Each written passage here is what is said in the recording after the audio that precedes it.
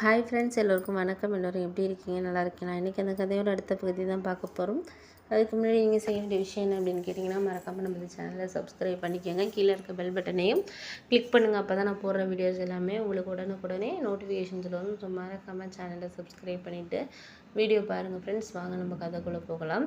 அதுக்கப்புறம் நான் சரி எப்படியாச்சும் தம்பிக்கு நல்ல வேலையை வாங்கி கொடுத்துடணும் அப்படிங்கிற ஒரு விஷயம் தான் எனக்கு தோணிகிட்டு இருந்துச்சு. அதுக்கப்புறம் அன்றைக்கி ஈவினிங்கே இவர்கிட்ட பேசினேன்.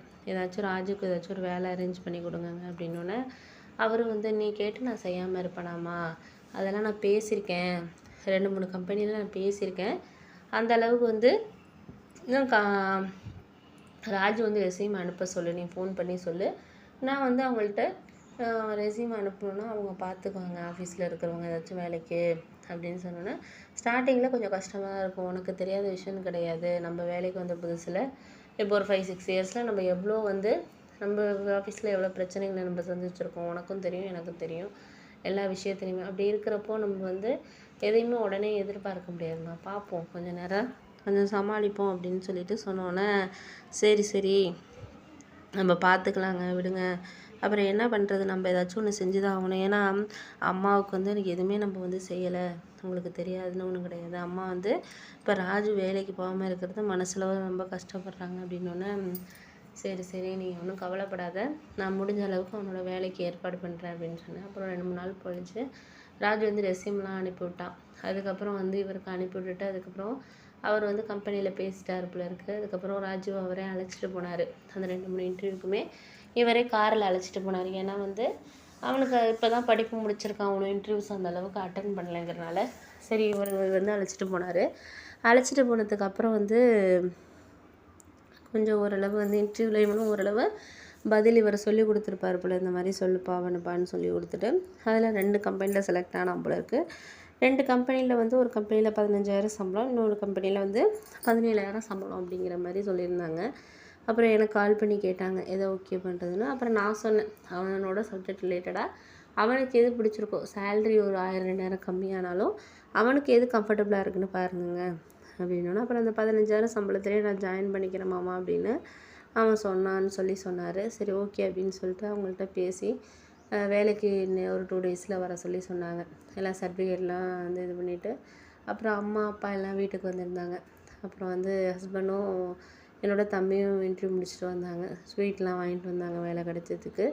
அப்போ தான் நான் சொன்னேன் ராஜுக்கிட்ட, வேலை வாங்கி கொடுத்தது பெருசு கிடையாது, இதுலேருந்து நீ முன்னேறி மாமாவோட நேமை காப்பாற்றணும். ஏன்னா அவங்களோட ஒர்க் பண்ண பழைய ஆளுங்க தான் அந்த கம்பெனியில் நிறைய பேர் இருக்காங்க. அதனால் ஏதாச்சும் டவுட்னா கூட நீ அவங்கள்ட்ட கேட்டுக்கலாம், இல்லை மாமாட்ட கூட கேட்கலாம், அது ஒன்றும் தவறு கிடையாது. ஒரு வேலை தெரியாமல் நம்ம தெரிஞ்சதுன்னு சொல்கிறதோட நீ கற்றுக்கிட்டு அதை செஞ்சேன்னா அதுவே போதும், அப்படி தான் நான் நினைக்கிறேன் முடிஞ்ச அளவுக்கு. அதனால் நீ முடிஞ்ச அளவுக்கு என்ன பண்ணுன்னா, ஒரு விஷயத்த நம்மளால் எதை செய்ய முடியுது அப்படிங்கிறத நீ பாரு அப்படின்னோடனே சரி சரி நான் பார்த்துக்கிறேன், நீங்கள் ஒன்றும் கவலைப்படாதீங்க அப்படின்னு சொல்லிட்டு அவனும் கொஞ்சம் இதாக சொன்னான். சொன்னதுக்கப்புறம் எனக்கு கொஞ்சம் சந்தோஷமாக இருந்துச்சு. பரவாயில்ல, நம்மளுக்கு இந்த அளவுக்கு ஒரு இது பண்ணிட்டா. அப்புறம் எங்கள் அம்மாவும் ரொம்ப தேங்க்ஸ் மாப்பிள்ள, நாங்கள் எங்கள் எல்லார்கிட்டையும் எங்கள் அண்ணன்ட்ட எல்லாருக்கிட்டையும் வேலைக்கு எவ்வளோ நான் கேட்டு பார்த்தேன், எல்லாருமே சொல்கிறேன்னு சொன்னாங்களே தவிர யாருமே ஒரு வேலைக்கு ஏற்பாடு பண்ணி கொடுக்குறத பற்றி எதுவுமே சொல்லலை. அதனாலேயே எனக்கு மனசு கொஞ்சம் கவலையாக தான் இருந்துச்சு. இப்போ தான் எனக்கு கொஞ்சம் சந்தோஷமாக இருக்குது அப்படின்னோடனே சரி சரி நீ ஒன்றும் கவலைப்படாதம்மா, நாங்கள் இருக்கிறோம் உனக்கு சப்போர்ட்டிவாக, எதாக இருந்தாலும் நீ கேளு அப்படின்னு சொல்லிட்டு சொன்னோன்னே அதுக்கப்புறம் சரி ஓகே அப்படின்னு சொல்லிட்டு ஹாஸ்பிட்டல்லாம் போறியா என்னம்மா அப்படின்னு சொல்லிட்டு சொன்னோன்னே, உனக்கு தான் வீசிங் ப்ராப்ளம் இதெல்லாம் இருக்கே, ஹாஸ்பிட்டல்லாம் நீ போறியா அப்படின்னோடனே போகிறேம்மா, அதெல்லாம் போகிறேன் அப்படின்னோடனே சரி போகிறேம்மானுங்கிற, நான் ரொம்ப உடம்பெல்லாம் இழைச்சிருக்கேம்மா, என்ன விஷயம் அப்படின்னோடனே அப்புறம் அப்பா சொன்னார், இல்லை ராஜு இப்போ தானே அவனுக்கு ஃபீஸ் எல்லாம் எல்லாமே இது பண்ணி முடித்தோம், 1 வருஷம் ஆகுது, அதுக்கு லோன்லாம் கட்டிக்கிட்டு இருக்கோம்ல, அதனால் ஹாஸ்பிட்டலுக்கு அழைச்சிட்டு போக முடியலம்மா, இப்போ ஹாஸ்பிட்டல் போய் ஒரு 6-7 மாதம் ஆக போகுதுமா அப்படின்னோடனே இதை என்கிட்ட சொல்லியிருக்கக்கூடாதப்பா, எனக்கு அப்போயே அம்மாவை பார்த்தோன்னே தெரிஞ்சிருச்சுன்னா. அப்புறம் இதில் 7,000 பணம் இருக்குப்பா, நீங்கள் வச்சுக்கோங்க, இது நான் ஏர்ன் பண்ணி சம்பாதிக்கிறது தான், அவர் சம்பாதிக்கிறதுலேருந்து எடுத்து கொடுக்கல, இதை நான் ப்ராஜெக்ட் செஞ்சு கொடுக்குறதுக்கு மாதம் எனக்கு ஒரு 15,000லேருந்து 20,000 கிடைக்கும், அதுலேருந்து கொடுக்குறது தான், இதை வச்சுக்கோங்க, அம்மா அழைச்சிட்டு போய் நீங்கள் ஹாஸ்பிட்டலில் காட்டுங்க, அதுக்கப்புறம் மந்த்லி நான் உனக்கு 3000 4000 தந்துடுறேன் மாத்திரை வாங்குறதுக்கெலாம். நீங்கள் அதை வச்சு பார்த்துக்குங்கப்பா. அம்மா வந்து நீங்கள் ரெகுலராக எல்லாத்துக்கும் அழைச்சிட்டு போங்கக்கா அப்படின்னு சொன்னோன்னே, சரி சரி நம்ம பார்த்துக்கலாம். சரிம்மா ரொம்ப தேங்க்ஸ்மா அப்படின்னு சொல்லிட்டு, எதுக்குப்பா எனக்கு தேங்க்ஸ் சொல்கிறீங்க அப்படி இப்படின்னு சொல்லிட்டு சொன்னோன்னே, சரி சரிப்பா நான் வந்து கிளம்புறேன் அப்படின்னு சொல்லிட்டு அப்புறம் அம்மாவும் அப்பாவும் கிளம்பிட்டாங்க.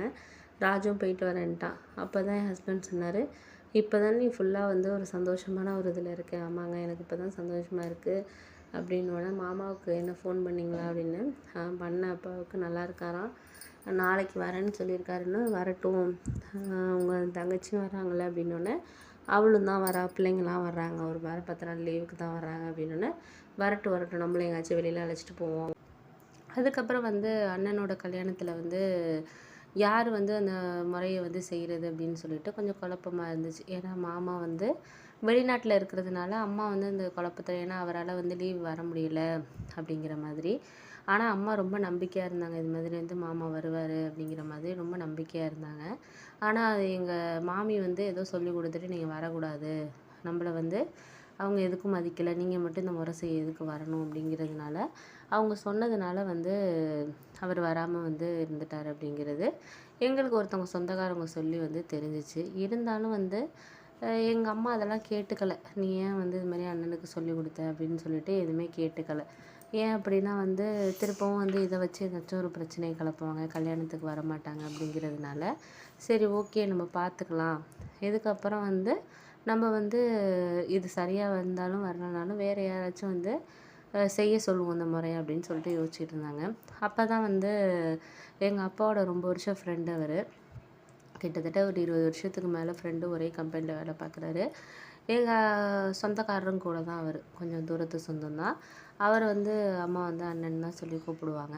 அதனால வந்து எங்களுக்கு என்ன யோசனை வந்துச்சுன்னா, இது மாதிரி அவரையே கூப்பிட்டு அந்த முறையை செய்ய சொல்லலாம் அப்படின்னு சொல்லிட்டு அப்பா சொன்னார். அப்பா சொன்னோன்னே ஃபஸ்ட்டு எங்கள் அம்மா கொஞ்சம் தயங்கினாங்க, எப்படி அண்ணன் இல்லை அப்பா எப்படி பண்ண சொல்கிறது அப்படின்னு.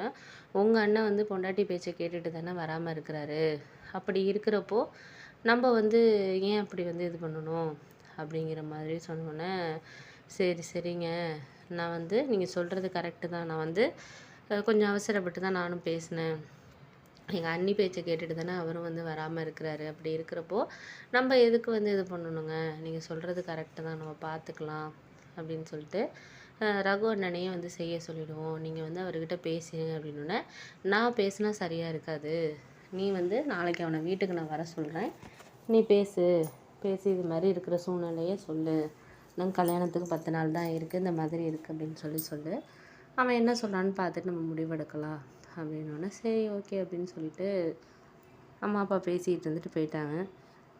அதுக்கப்புறம் அண்ணன் வந்து என்கிட்ட கவலைப்பட்டுட்டு இருந்தார், இது மாதிரி மாமா கூட முக்கியமான இடத்துல வந்து நம்மளை விட்டு கொடுக்காத இடத்துல இருக்கணும் அப்படின்னு சொல்லிட்டு தான் நான் அவ்வளோ நேரம் நினச்சிக்கிட்டு இருந்தேன்.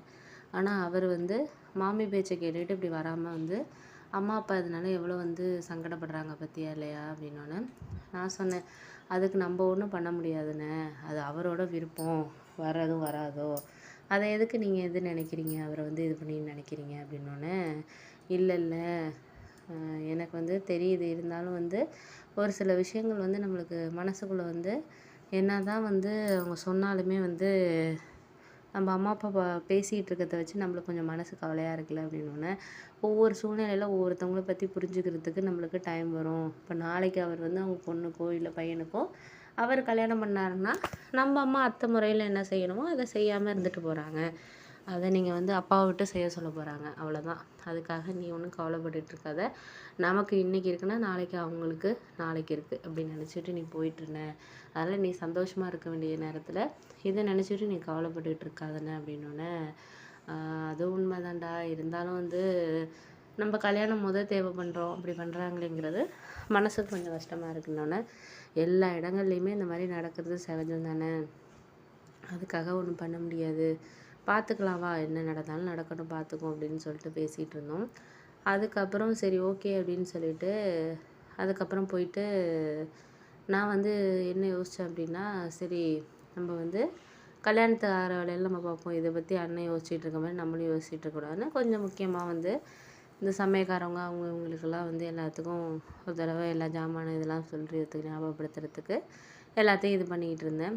அப்போ அந்த சமயத்தில் என்னாச்சுன்னு பார்த்தீங்கன்னா, எங்கள் மறுநாள் வந்து நாங்கள் அப்போ தான் வேலை பார்த்துட்டு இருந்தோம். அப்போ அந்த ரகு அங்கே வந்தார். வந்தோடனே அதுக்கப்புறம் அம்மா வந்து இதுமாரி எல்லா விஷயத்தையும் சொன்னாங்க. இது மாதிரி சூழ்நிலையில் நீங்கள் தான் முன்னாடி வந்து நின்று நடத்தணும் அண்ணன் முறையில். இவர் இப்படி பண்ணிட்டாருண்ணே எங்கள் அண்ணன் அப்படின்னோடனே அவர் ஃபஸ்ட்டு கொஞ்சம் தயங்கினார். அதுக்கப்புறம் புரிஞ்சுக்கிட்டாரு. சரி, என்னோடய ஃப்ரெண்டு இப்போ வந்து அண்ணன்னு கூப்பிட்டுட்டு இருந்தேன். உண்மையாகவே அண்ணங்கிற முறைக்கு நான் எல்லாம் செய்ய வேண்டிய கட்டாயம் தான்ம்மா, அதை பற்றி ஒன்றும் கிடையாது. நான் வந்து எல்லாம் செய்கிறேம்மா, நீ அதை பற்றி ஒன்றும் கவலைப்படாத. எல்லாம் நான் வந்து முன்னாடியே 2 நாளைக்கு முன்னாடியே கல்யாணத்துக்கு முன்னாடி வந்து எல்லாம் நம்ம செய்வோம், அதை பற்றி ஒன்றும் பிரச்சனை இல்லைம்மா அப்படின்னாரு.